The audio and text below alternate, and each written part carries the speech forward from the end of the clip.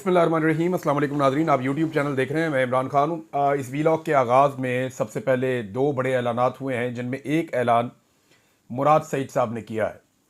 मुराद सईद देखें, इमरान खान साहब के जो बहुत करीबी साथी हैं, जो बहुत वफ़ादार लोग हैं, उनमें एक मुराद सईद है। बल्कि नौजवान की आदत में उन्हें नंबर 1 समझा जाता है। और इमरान खान के बाद जो शख्स इमरान खान के नज़रिए पे सबसे ज़्यादा डट कर मजबूती के साथ खड़ा हुआ, वो मुराद सईद है। मुराद सईद ने इमरान खान की सियासत के लिए और इमरान खान साहब के नज़रिए के लिए अपना सब कुछ कुर्बान किया है। यानी इमरान खान साहब के साथ इन्होंने इमरान खान की वजह से सियासत शुरू की। बहुत सारे नौजवान हैं जो मुराद सईद के साथ सियासत का हिस्सा बने और वो सारे मुराद सईद को फॉलो करते हैं। मुराद सईद ने कई मरतबा अपनी जान पर खेल कर इमरान खान साहब के लिए हिफाजत का बंदोबस्त किया। वो अपने साथियों के साथ बहुत विजिलेंट रहे। बहुत सारे लोग मुराद सईद को जानते हैं। मैं उनकी ज़्यादा तारीफ़ करना ज़रूरी नहीं है, क्योंकि सभी जानते हैं कि मुराद सईद क्या है। अब इस मौके पर जब एक मायूसी फैल रही थी, इस मौके पर जब कारकुनों को एतमाद नहीं है लीडरशिप के ऊपर, इस मौके पर मुराद सईद ने एक बड़ा ऐलान किया है। और उनके ऐलान से बज़ाहिर ये लगता है कि अब मुराद सईद ने जिम्मेदारी अपने कंधों पर उठाने का फैसला किया है, क्योंकि एक मायूसी है। कई दिनों से नौजवान लगातार रब्ता कर रहे हैं, मुख्तलिफ प्लेटफॉर्म्स के ऊपर, मुख्तलिफ जगहों के ऊपर उनकी बातचीत हो रही है। कुछ अरकान असम्बली हैं, वो भी मायूसी का इजहार कर रहे हैं और वो बता रहे हैं कि हम डायरेक्शन लेस है। इस वक्त हमारी लीडरशिप पर हमें भरोसा नहीं रहा, क्योंकि वो हमें बार बार अकेला छोड़ देते हैं। और इमरान खान को जेल से निकालना बहुत ज़रूरी है और उसके लिए कोई लाया अमल हमारे पास नहीं है।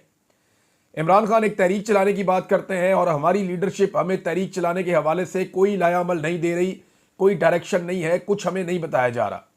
यानी अगर ईद के बाद तहरीक चलानी थी तो रमज़ानुल मुबारक एक ऐसा महीना था जिसमें तैयारी की जाती।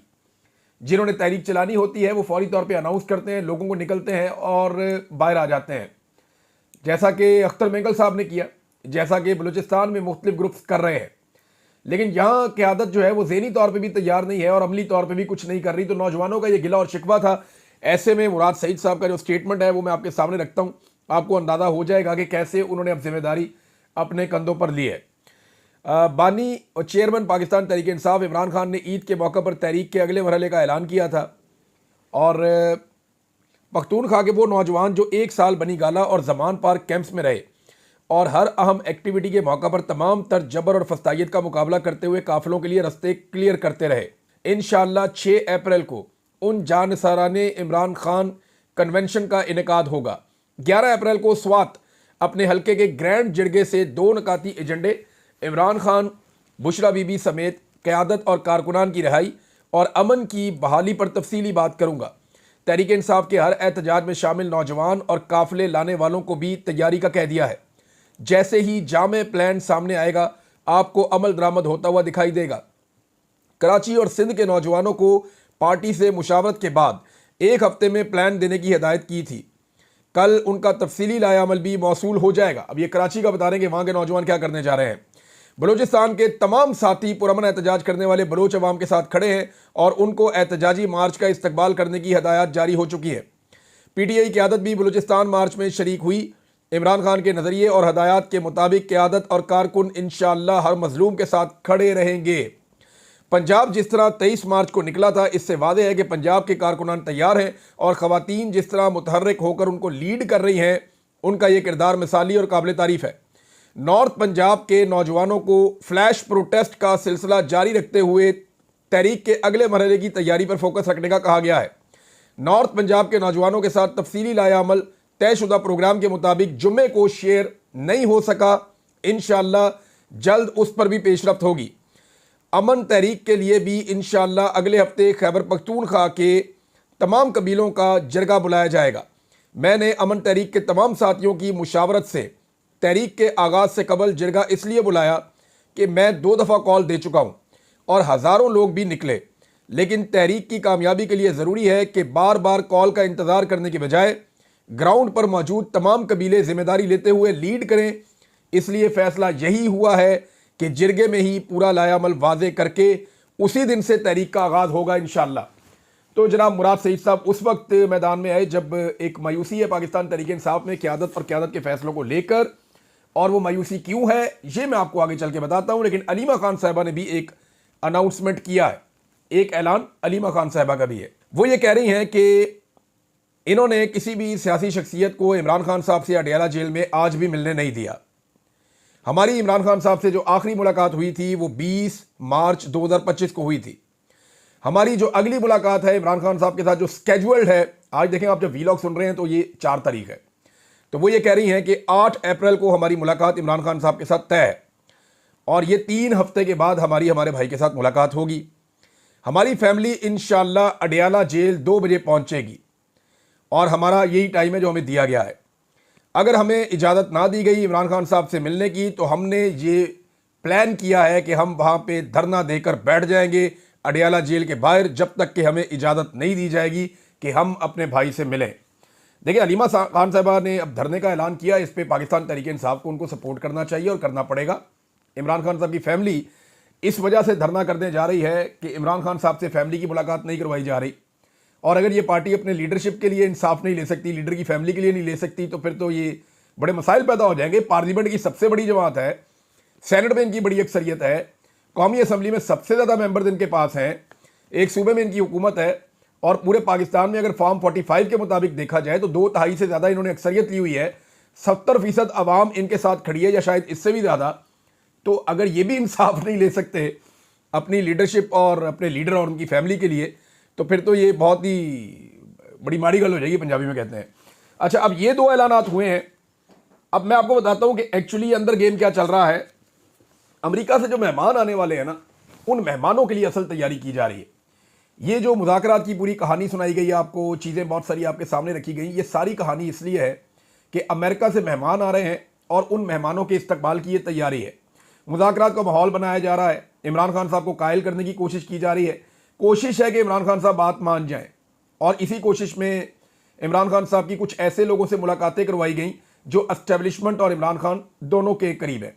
यानी बैरिस्टर सैफ हो गए, वो एस्टेब्लिशमेंट के ही एक करीबी आदमी है। जैसा कि मैंने आपको बताया कि जैसे शहबाज शरीफ के साथ मोहसिन नकवी है, ऐसे ही अली अमीन के साथ बैरिस्टर सैफ है। दोनों बंदों को जो है वो आप समझ लें, वो शहबाज शरीफ से तगड़ा है, ये अली अमीन से तगड़ा है। और इसी तरह आदम स्वाति को भेजा गया कि आप जनाब जाके मनाएं इमरान खान साहब को, आपकी वो बात मानते हैं। तो उन्होंने भी जाकर कहा कि जी एस्टेब्लिशमेंट के साथ आप मुज़ाकरात के लिए मुझे आप चुन लें, आप मुझे मौका दें, मैं जाके करता हूं। लेकिन वो इमरान खान साहब ने बात नहीं मानी। अब गंडापुर साहब को भेजा गया, 2.5 घंटे इनकी भी मुलाकात करवाई गई। हालांकि इमरान खान साहब को आधे घंटे से ज़्यादा मिलने नहीं दिया जाता, लेकिन 2.5 घंटे मुलाकात करवाई गई। तो इमरान खान साहब को कोशिश की जा रही कि उनके मौक़िफ़ में लचक आ जाए। अगर इमरान खान साहब ने बात ना मानी तो फिर उनकी मुलाकात आने वाले मेहमानों के साथ मुश्किल हो जाएगी। हो सकता है हो जाए, ज़्यादा प्रेशर पड़े तो, लेकिन मुश्किल हो जाएगा कि इमरान खान साहब की आने वाले मेहमानों के साथ मुलाकात करवाई जाए। अब कौन कौन अमेरिका से आने वाले जो मेहमान हैं या जो कांग्रेसमैन आ रहे हैं उनके साथ कौन कौन मुलाकात करेगा? इंटरेस्टिंग बात यह है कि पाकिस्तान तहरीक-ए-इंसाफ ने इसकी लिस्टें नहीं बनाई। इसकी जो फहरिस्त है वो आपकी इंटेलिजेंस एजेंसियां बना रही हैं। मैं आपको फिर बता रहा हूं कि पाकिस्तान की एस्टेब्लिशमेंट ये तय कर रही है कि पाकिस्तान तहरीक-ए-इंसाफ से जब मिलना चाहेंगे अमेरिकन, तो किस किस को हमने अमेरिकन के साथ मिलवाना है और उनको पहले हमने क्या ब्रीफिंग देनी है। वो ये चाहेंगे कि ऐसे लोग मिले अमेरिकन को जो बस सतही नौयत की बात करें, सियासी नौयत की बात करें, इन डेप्थ चीज़ों के अंदर ना जाएं, इंसानी हकूक़ की खिलाफ वर्जियों की बात ना करें, तफसीलात उस लेवल पे जाके ना बताएं अमेरिकन को कि पाकिस्तान के लिए प्रॉब्लम क्रिएट हो जाए या पाकिस्तान की मौजूदा जो रजीम है, मिलिट्री बैक्ड गवर्नमेंट जो है, इसके लिए प्रॉब्लम ना हो जाए। तो अब इसमें जो है वो कुछ सहाफ़ियों को भी मिलवाया जाएगा, वो भी चुने जा रहे हैं कि जनाब किसको मिलाना है किसको नहीं मिलाना। लेकिन वो जो आ रहे हैं ना वो बड़े सियाणे हैं और उनको पता है कि क्या करना है। देखिए अमेरिका में भी एक लड़ाई चल रही है और ये लड़ाई रिपोर्ट हुई है। मैं इस खबर पे भी वापस आऊंगा, किसको मिलवाना चाहिए और क्यों मिलवाना चाहिए और किसको मिलना चाहिए, ये लिस्ट कैसे बननी चाहिए, इस पे वापस आ जाते हैं। लेकिन अमेरिका से एक खबर आई है और ये खबर बड़ी इंटरेस्टिंग है। ये ड्रॉप साइट न्यूज़ के ऊपर खबर छपी, रेहान ग्रिम और मुर्तज़ा हुसैन ने यह खबर छापी। खबर तो बड़ी तफसीली और लंबी है, मैं इसकी समरी आपको बता देता हूं। खबर यह कहती है कि अमेरिका की हुकूमत और अमेरिका की इंटेलिजेंस एजेंसीज के बीच में एक कशमकश चल रही है। यानी CIA पाकिस्तान के अंदर जो फौजी हुकूमत है या फौज की हमायत याफ्ता हुकूमत है, CIA इस सेटअप को चलने देना चाहती है और वो ये समझते हैं कि फ़ौज के साथ डील करना पाकिस्तान में सियासतदानों से डील करने की निस्बत आसान है, लिहाजा फ़ौज यहाँ पे जो मर्जी करे। पाकिस्तान एक एटॉमिक मुल्क है तो फ़ौज के साथ ही अपने मामलात को आगे बढ़ाते हैं। CIA की ये सोच है और CIA इस कशमकश में इस तरफ खड़ी है। दूसरी तरफ जो डोनाल्ड ट्रंप की एडमिनिस्ट्रेशन है, वो किसी और तरह इस सारे मामले को देख रहे हैं। स्टेट डिपार्टमेंट देख रहा है कि पाकिस्तान के अंदर हालात बहुत खराब है, इंसानी हकूक की पामालियां हो गई हैं, पूरा का पूरा इलेक्शन चोरी हो गया है, फिर ट्रंप के इमरान खान साहब के साथ एक ताल्लुक भी है। इन सारी चीज़ों को लेकर वो एक डिफरेंट चीज़ देख रहे हैं कि जब सियासतदान आते हैं तो उनके पास ज़्यादा इख्तियार होता है, ज़्यादा मार्जिन होता है फैसले लेने का। एस्टेब्लिशमेंट उतने फैसले ले नहीं पाती। उन्हें यह लगता है कि सियासतदानों ने हमेशा भारत के साथ ताल्लुकात भी बेहतर किए हैं, जबकि फौजी हुकूमतों ने ये ताल्लुकात बेहतर नहीं ख़राब किए हैं। और उन्हें यह भी लगता है कि इंडिया के ऊपर जब पाकिस्तान का प्रेशर कम हो जाएगा तो इससे इंडिया को चाइना के खिलाफ ज़्यादा इस्तेमाल किया जा सकेगा। बड़ा तफसीलात थी उसके अंदर, लेकिन उन्होंने जो लुब्बे लुबाब समरी है वो ये है कि अमेरिका में भी एक कशमकश चल रही है कि पाकिस्तान में अमेरिका क्या फैसला करे कि जो फौजी हमायत याफ्ता हुकूमत है उसको सपोर्ट किया जाए या पाकिस्तान में जमहूरियत को सपोर्ट किया जाए।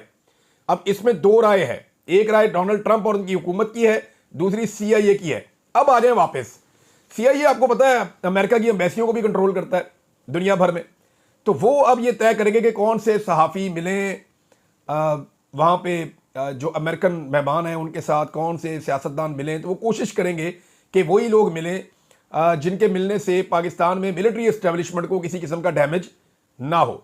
लेकिन पाकिस्तान तहरीक इंसाफ के बाद ये एक मौका है, और जितने इस्लामाबाद में बड़े सहाफ़ी हैं उन्हें चाहिए कि वो मिलें और मिलने की कोशिश करें और खुलकर हक़ाइक़ बयान करें, ना कि उन सहाफ़ियों को जो टाउट्स हैं, जो हुकूमत का ही नुक्ता नज़र बयान करते हैं या जो सिर्फ और सिर्फ एस्टेब्लिशमेंट का ही नुक्ता नज़र बयान करेंगे। उनको मिलवाने से बेहतर है कि ऐसे आज़ाद सहाफ़ियों को मिलवाया जाए, जैसे कि मदर अब्बास साहब हैं, उनको अगर मुलाकात करवाई जाए तो वो बहुत सारे हक़ाइक़ बता सकते हैं। मुबशर ज़ैदी साहब हैं, शायद पाकिस्तान में नहीं है, और बहुत सारे सहाफ़ी हैं जिनको आप ये कह सकते हैं कि वो किसी की भी साइड नहीं लेंगे, वो आकर ह्यूमन राइट्स की बात करेंगे और हक़ाइक़ वो बताएंगे। इस वक्त हामिद मीर साहब जो है वो बहुत खुल के सच बोल रहे हैं, उनको मुलाकात करवाई जा सकती है। काशिफ अब्बासी साहब की मुलाकात करवाई जा सकती है, और भी सहाफ़ी हैं जिनकी मैं सबका नाम नहीं ले सकता यहाँ पे, लेकिन बहुत सारे ऐसे नाम हैं जिनकी मुलाकात हो सकती है। अब पाकिस्तान तहरीक इंसाफ को किसकी मुलाकात करवानी चाहिए? देखिए, मेरे ख्याल में, मेरे जहन में तो दो ऐसे लोग आते हैं जो तमाम हक़ाइक़ सामने रखने की ज़रूरत भी रखते हैं और वो ये कर भी देंगे। एक डॉक्टर आरिफ अलवी, उनकी मुलाकात होनी चाहिए अगर वो दस्तयाब हैं तो, और दूसरा अलीमा खान साहिबा। ये दो ऐसे लोग हैं जिनको ज़रूर मिलवाना चाहिए। इनकी कैपेसिटी भी है, ये उन्हें हैंडल भी कर सकते हैं, ये उनके सामने हक़ाइक़ भी रख सकते हैं, और ये बड़ी जुर्रत के साथ अपना पूरा पॉइंट ऑफ व्यू भी बयान कर सकते हैं। तो अगर इनकी मुलाकात पाकिस्तान तहरीक इंसाफ करवाएगी तो फ़ायदा होगा। अदरवाइज़ बहुत सारे लोग ऐसे हैं वो प्रेशर में भी आ जाते हैं, कंप्रोमाइज़ भी हो जाते हैं, और हमने ये सब कुछ होता हुआ देखा है।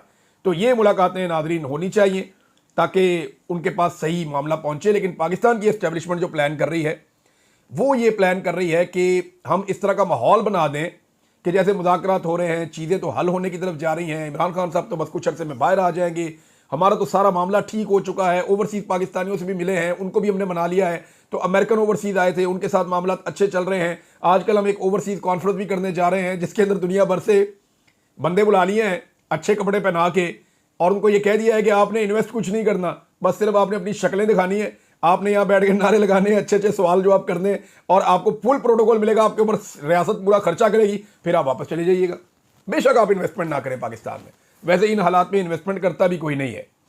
अब नाजरीन, जो गंडापुर साहब हैं उन्होंने एक इंटरव्यू दिया, उस इंटरव्यू के बहुत सारे हिस्से तो बड़े मज़ाहिया थे, उनको आप इंजॉय कर सकते हैं और आप करते भी रहेंगे, बड़े फिल्मी सीन थे। लेकिन जो एक्चुअल उन्होंने एक काम किया, उन्होंने आतिफ खान, असद कैसर और शहराम तरकई को आड़े हाथों ले लिया और उन्हें इमरान खान साहब का हवाला देते हुए साजिशी करार दे दिया। अब देखें, जब आप साजिशी कहेंगे किसी को तो दूसरी तरफ से जवाब भी आएगा। अब उनका जवाब क्या आता है वो मैं रब्ता करूंगा सुबह इन लोगों से, इनसे पूछूंगा जनाब कि आपको इमरान खान साहब ने टिकट नहीं दिए क्योंकि वो समझते हैं कि आप साजिशी हैं और ये आपके वज़ीर आला कह रहे हैं, हम नहीं कह रहे, तो आप लोग क्यों साजिशें करते हैं? सुबह ये सवाल उनके सामने रखना चाहिए।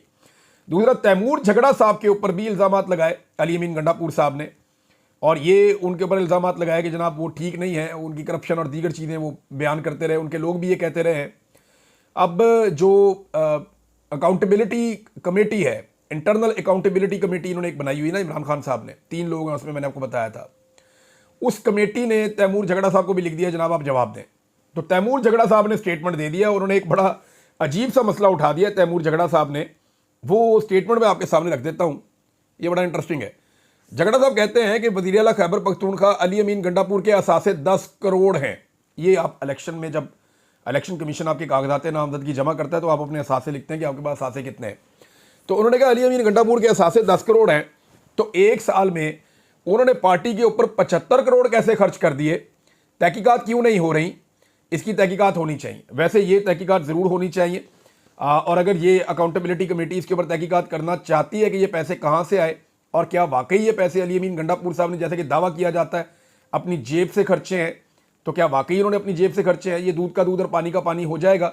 मैं आपको कुछ ऐसे सोर्सेज बता सकता हूँ जो आपकी मदद कर सकते हैं। अकाउंटेबिलिटी कमेटी के मेंबर्स अगर ये बात सुन रहे हैं तो मैं उन्हें उन लोगों तक पहुँचा सकता हूँ। अगर उनके नाम सीगा राज में रखे जाएँ तो मैं उन लोगों तक पहुँचा सकता हूँ जो आपको बताएंगे कि कितना कितना पैसा कहाँ कहाँ से इकट्ठा होकर कहाँ पहुँचा, अगर नाम सीगा राज में रखे जाए। क्योंकि देखें, उनके नाम सामने आएंगे, इस वक्त मिलिट्री एस्टेब्लिशमेंट भी उनके पीछे पड़ जाएगी, फेडरल गवर्नमेंट भी उनके पीछे पड़ जाएगी, सूबाई हुकूमत भी उनके पीछे पड़ जाएगी, तो उनकी बेचारों की जान अजाब में आ जाएगी। लिहाजा अगर आप सीगा राज में रखें तो मैं कुछ लिंक आपको दे सकता हूं जिससे आपको मदद मिल सकती है। नाज़रीन, पांचवी खबर जो है वो पेट्रोल और बिजली की कीमतों में हवाले से। अभी शहबाज शरीफ साहब ने IMF से कर्जा लिया, मुल्क पूरा का पूरा डूबा हुआ है। कर्जे रोल ओवर करवाए हुए हमने 20 अरब डॉलर के तकरीबन, और 10 अरब डॉलर हमारे खजाने में पड़ा हुआ है। इमरान खान साहब के दौर में कर्जे भी इतने नहीं थे। इमरान खान साहब के दौर में IMF की ऐसी शराइत भी नहीं थी। इमरान खान साहब के दौर में महंगाई भी इससे ज़्यादा कम थी, हालात बेहतर भी थे और आपके खजाने के अंदर पैसा भी पड़ा हुआ था। उस वक्त इमरान खान साहब ने छोटा सा रिलीफ दिया था ना, तो पाकिस्तान में मीडिया के दानिश्वर और बहुत सारी ये सियासी जमातें, इन्होंने मातम शुरू कर दिया था कि इमरान खान ने रिलीफ दे दिया, बहुत बड़ा अजाब मुसल्लत कर दिया, क्यों पेट्रोल सस्ता किया, क्यों बिजली का यूनिट सस्ता किया, ये आम आदमी को रिलीफ नहीं है, ये पाकिस्तान की माशी मौत है, ये बातें की गई थी। आज आप उन सारों को सुने, वो शहबाज शरीफ को शाबाशी दे रहे हैं, हालांकि खजाना भी आपका पहले से कम है, यानी पहले की निस्बत तो खाली है। आपके जो IMF की शराइत हैं वो भी ज़्यादा सख्त हैं, आपकी इकॉनमी भी बर्बाद है, आपकी महंगाई कहाँ से कहाँ पहुँच गई है, और आपके रेवेन्यू के कोई टारगेट भी पूरे नहीं हो रहे। इमरान खान के दौर में टारगेट से बढ़ के पैसा आ रहा था, अब तो टारगेट भी पूरे नहीं हो रहे। फिर ये कैसे कर सकते हैं? लेकिन वही सारे लोग मुनाफिकत करते हुए आज तारीफ कर रहे हैं। एक दौर था वो वाला पीका जो है वो हराम था, जो इमरान खान साहब के दौर में कानून लाने की बात हुई। आज वाला जो पीका है इसके ऊपर फजाइल सुनाए जा रहे हैं कि ये हलाल पीका है, ये बिल्कुल ठीक काम कर रहा है। तो मैं हैरान हो जाता हूं कि पाकिस्तान का मीडिया करता क्या है। यानी ऐसी मुनाफिकत आप लोग कैसे कर सकते हैं? सियासतदान भी यही करते हैं, मीडिया भी यही करता है। बड़ी बदकिस्मती है पाकिस्तान की। अब नाज़रीन, इसमें जो पेट्रोल और बिजली की कीमतों पे एक मौक़िफ़ पाकिस्तान तहरीक इंसाफ का है। वो कह रहे हैं जी 2024 में भी मौजूदा हीरो ने बिजली और पेट्रोल समेत सब कुछ महंगा कर दिया था। पेट्रोल 150 रुपये फ़ी लीटर से बढ़ाकर 300 रुपये तक लेकर गए, फिर 30 रुपये सस्ता कर दिया। अब 30 रुपये सस्ता करने के बावजूद हकीकत में वो 110 रुपये महंगा ही हुआ है, जबकि आलमी मार्केट में पेट्रोल की कीमत इस वक्त 40% से ज़ायद कम हो चुकी है, यानी आधी के करीब कीमत हो गई है आलमी मंडी में। अच्छा, अप्रैल 2022 में खाम तेल की कीमत $117 फ़ी बैरल थी। अब आलमी मार्केट में खाम तेल की कीमत 3 साल की कम तरीन सतह पर यानी $68.85 फ़ी बैरल पे है। यही काम बिजली की कीमतों के साथ किया गया, यानी वहाँ पे भी यही किया गया। पहले बिजली की कीमत को 16-17 रुपये से उठा के ले गए 50 से 70 रुपये के बीच में, अब नीचे लेकर आ गए। लेकिन नीचे कितना लेकर आए? 6 रुपये 7 रुपये। भाई, आप जब टीका लगाते हैं तो लगाते हैं 35-40 रुपये का, और जब आप कम करते हैं तो आप 6-7 रुपये करके आप पूरे अखबारात में इश्तिहारात लगा देते हैं। यानी अब अरबों रुपए के, करोड़ों रुपए के इश्तिहारात भी दिए जाएंगे मीडिया को कि जनाब हमने अवाम के ऊपर एहसान अजीम कर दिया है, ये इश्तिहार छापो, अब हमारी शक्लें लगा के हमारे मुंह लगाओ इश्तिहारों के ऊपर, टीवियों के ऊपर, हर जगह के ऊपर जो है वो अखबारात में हमारी शक्लें जिनसे लोग चिढ़ते हैं वो पूरी दुनिया को दिखाओ। चले, मर्जी है इनकी, लेकिन अवाम इनकी दुर्गत बनाएगी जब ये अवाम के बीच में जाएंगे, क्योंकि इन्होंने जो वादे किए सारे वादे इन्होंने जो है वो एक भी वफा नहीं किया, सारे वादे इन्होंने तोड़े हैं। अब नाज़रीन, कमज़ोर तरीन पासपोर्टों की फहरिस्त आई है 199 ममालिक की। पाकिस्तान माशाल्लाह से 195 नंबर पे पहुंच गया है, और सिर्फ इराक, यमन, अफगानिस्तान और एरिट्रिया ये वो मुल्क हैं जिनके पासपोर्ट पाकिस्तान से बदतरीन है। Sri Lanka, Nepal, Bhutan, Bharat, Bosnia, Burma, Korea, Kenya, Nigeria, Ethiopia, शाम, मिस्र, ईरान और पूरा central Asia, Vietnam, Somalia, Libya, इन सब के पासपोर्ट हमसे बेहतर है। ये वो मुल्क है, फ़लस्तीन का पासपोर्ट भी हमसे बेहतर है। ये वो ममालिक हैं जिनकी मिसालें हमें आर्मी चीफ देते हैं जिनकी मिसालें हमें उलमा इकराम देते हैं कि खुदा ना खास्ता हम वो बन जाएंगे, देखें हम उनसे भी बुरी हालत में पहुंच गए, हमारा पासपोर्ट कहां पहुंच गया है। ये नोमैड कैपिटलिस्ट की 2025 की फहरिस्त है और इन्होंने ये तफसीलात जारी की हैं। 5 बड़े ज़बरदस्त इनके क्राइटेरिया हैं जिनकी बुनियाद के ऊपर ये तय करते हैं। बहरहाल पाकिस्तान जो है वो दुनिया में टॉप 5 बदतरीन पासपोर्ट की फहरिस्त के अंदर आ गया है। नाज़रीन, ईद का सीज़न भी ताजरों का मायूस कुन रहा है। एक खबर मैं अभी पढ़ रहा था, उसके मुताबिक गुज़िश्ता साल की निस्बत 25 से 30% तक कम खरीदारी हुई है। लोगों के पास पैसे ही नहीं है खरीदने के लिए नए कपड़े, नए जूते, नया सामान, ईद के ऊपर चीज़ें, तो ख़रीदारी कम हुई है और उसकी वजह से ताजरों को वो फ़ायदा नहीं हुआ। तो मायूस कुन ईद का सीज़न गुजरा है ताजरों का। नाज़रीन, महमूद खान अचकज़ई साहब ने एक बड़ा ज़बरदस्त ऐलान किया है और बड़ी ज़बरदस्त बात की है उन्होंने, और इनका बड़ा कामयाब शो हुआ बलूचिस्तान में, पशीन में बड़ा तगड़ा जलसा हुआ है। पाकिस्तान तहरीक इंसाफ ने बड़ी तादाद में वहाँ शिरकत की है। तहरीक इंसाफ बलूचिस्तान में बहुत एक्टिव है और अब ये दिखाई दे रहा है कि ये अगर अगले बलूचिस्तान के इलेक्शन में एस्टेब्लिशमेंट ने पहले की तरह अपना गंदा खेल ना खेला तो पूरे बलूचिस्तान से तहरीक इंसाफ और उनका इत्तेहाद जो है वो क्लीन स्वीप कर जाएगा और पूरे बलूचिस्तान में वो इलेक्शन जीत कर एक अवामी हुकूमत बना देंगे। और अगर आप ये होने देना तो बलूचिस्तान में दहशतगर्दी भी आहिस्ता आहिस्ता ख़त्म हो जाएगी। अब अचकज़ई साहब कहते हैं कि एस्टेब्लिशमेंट से बातचीत होनी चाहिए, मगर बातचीत इस मौजू पर होनी चाहिए कि वो बैरकों में वापस कब और कैसे जाएंगे। देखिए, यही सलूशन है पाकिस्तान का कि सब अपना अपना काम करें। जिसका जो काम है, किसान अपना काम करे, ताजिर अपना काम करे, मिलें चलाने वाले लोग अपना काम करें, कारखाने चलाने वाले लोग अपना काम करें, इंजीनियर्स अपना काम करें, सड़कें बनाने वाले अपना काम करें, बैंक चलाने वाले अपना काम करें, रियल स्टेट वाले अपना काम करें, सहाफ़ी अपना काम करें, वकील अपना काम करें, अदालतें अपना काम करें, पार्लियामेंट अपना काम करे, ब्यूरोक्रेट अपना काम करें, पुलिस अपना काम करे और फौज सिर्फ अपने काम से काम रखे। आप यकीन करें, अगर इन कामों के अंदर मुदाखलत बंद हो जाए तो पाकिस्तान के जो 70 साल से मसाइल हैं वो मसाइल बतदरीज कम होना शुरू हो जाएंगे। अब तक इतना ही। अपना ख्याल रखिएगा, अपने इस चैनल का भी। अल्लाह हाफिज़।